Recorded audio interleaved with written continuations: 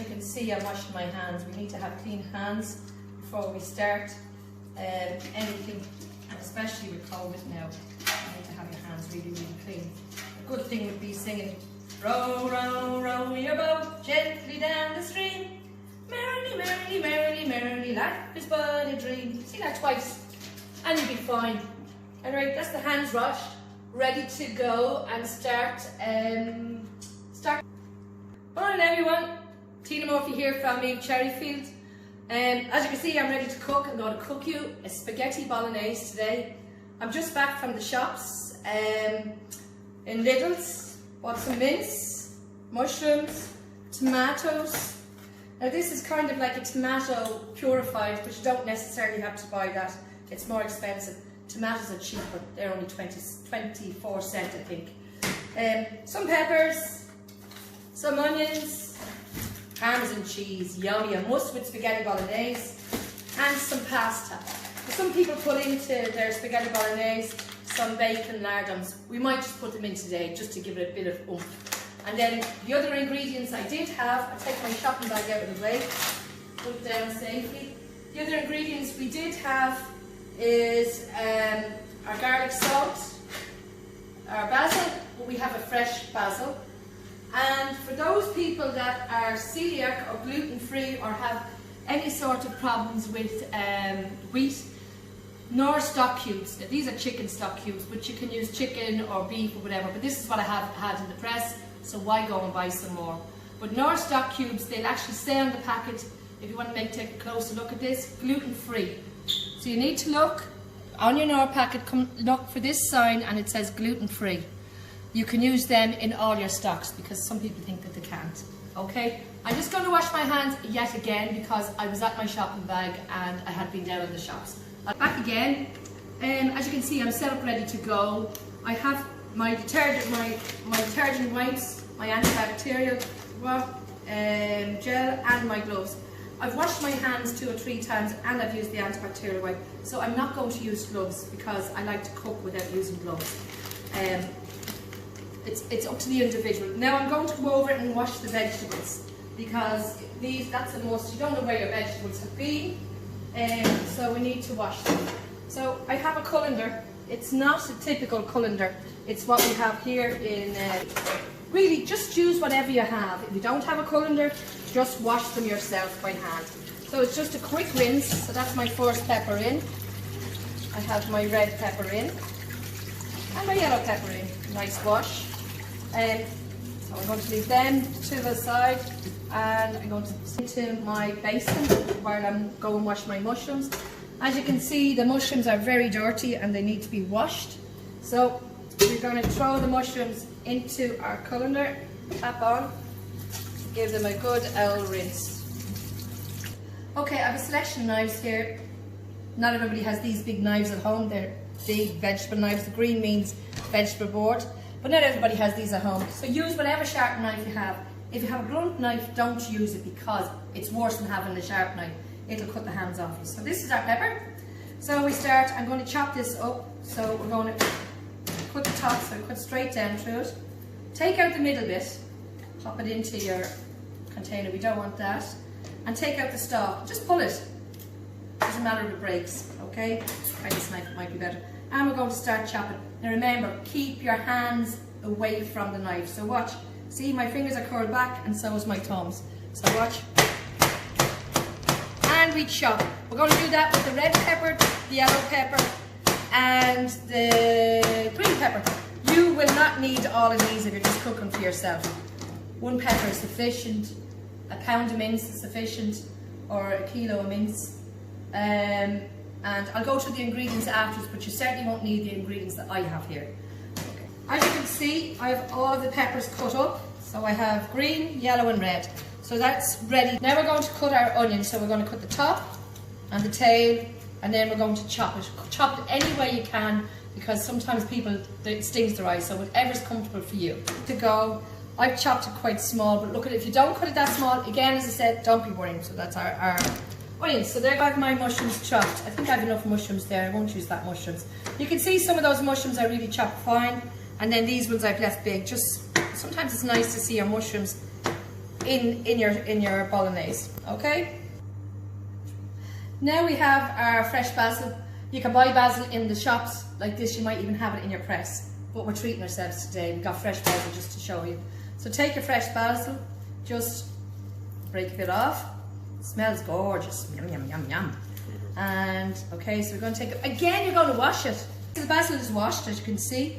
Now to chop it, squish your basil up into a little bunch like that. Get your knife and just chop. This will take a bit of practice. Chop it whatever way you suit. If you can't chop it, do you know what? You're better off just maybe just taking it apart. So get your leaves and just pulling it apart like that and popping it in. You'll still get the flavour. Alright, so there's no panic. Just in like that. Or if not, a teaspoon of this basil, okay? That's the dried basil.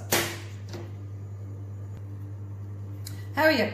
So this is the mince. Now this is a family pack. You don't need a family pack. You can get a pack that's half of that size. And even if you get a pack that's half of that size, you can freeze this because you'll have enough for 2 or 3 dinners. And you just take it out after you've frozen it when it's cooked and defrosted. Or you don't just use half of it anyway. So to open it, you can see I'm not using the green knife because that's the knife I use for the vegetables. So we don't want to be using the same knife for cross-contamination. I'm going to fry this, but I want to make sure I fry and get all the fats off. Because if you don't get the fat off, it tastes greasy. So anyway, so I'm going to fry this off just a little bit to start. Okay, so now I have my mince. My pan has been on and you can see a nice hot flame underneath. I'm going to lower that now in a few minutes. So I put my mince in. You'll get a bit of paper on the back of it. Take it off. You can see there's no fat or no grease in there, and the reason being is I don't like to have the fat. I'm going to try and take off all the grease off of this. So I'm going to lower my cooker down, and if I can figure it out, okay, lower it down. So it's now, the flame is lower, as you can see, and I'm going to just fry this till it browns a little bit. Now we don't want to burn it, so just fry it, keep stirring till it cooks a bit. Okay, so you can see where some of it is starting to cook, the brown bit is starting to cook off. I just want to have it all of that colour, that nice brown colour, before we go any further. So, and you can see there, the juice starting to come out of it. So I just keep turning it till I'm ready, and then we add our vegetables. Okay, so now you can see that my mince is nice and brown. And you see this juice here, there's not an awful lot on that, but see this? If I was to leave this in it and it starts to go cold, it gets fatty. So I'm going to just take that off. Remember, I did it without any oil, okay? So we just take it off. Okay.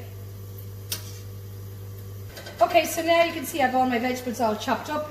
In they go, on top of your mince. Ooh, that looks good. Okay, so now I'm mixing it in and just give it a stir around and let it cook. I'm going to add the basil and a pinch of garlic, salt and pepper, and I'll have a list of ingredients at the end of this video. Okay, so now you can see I've had my basil.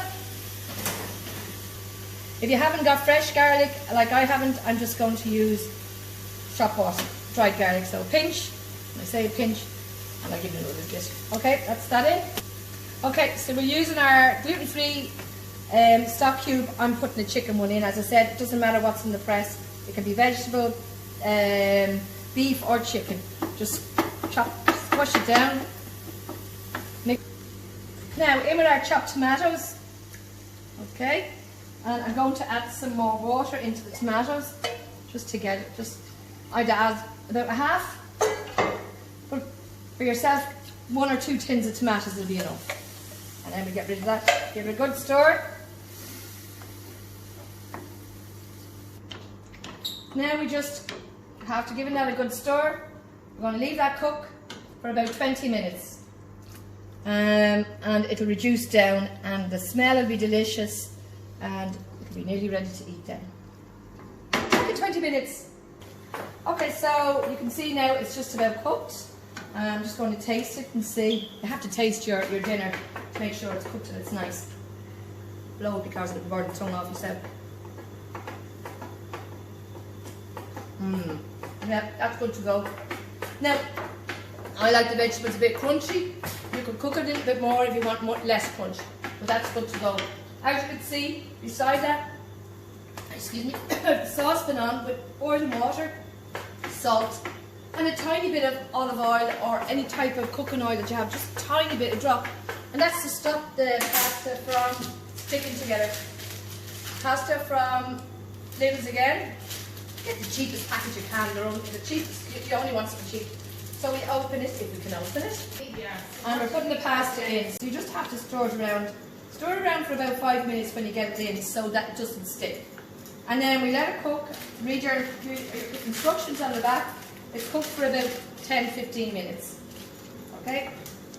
I'm just straining the pasta. It's cooked now. Going to serve up the pasta now. Sometimes it's easier just to use a tongue if you have it. If not, don't worry. Anything will do you. And a bit of the bolognese.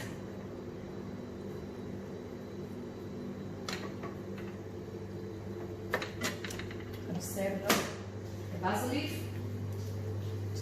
See that you've gone to all the trouble. Some of your homegrown tomatoes that I picked this morning off my tomato plants. And to finish, last but not least, a bit of grated Parmesan cheese. That's our Parmesan cheese here. And we'll sprinkle it on the top.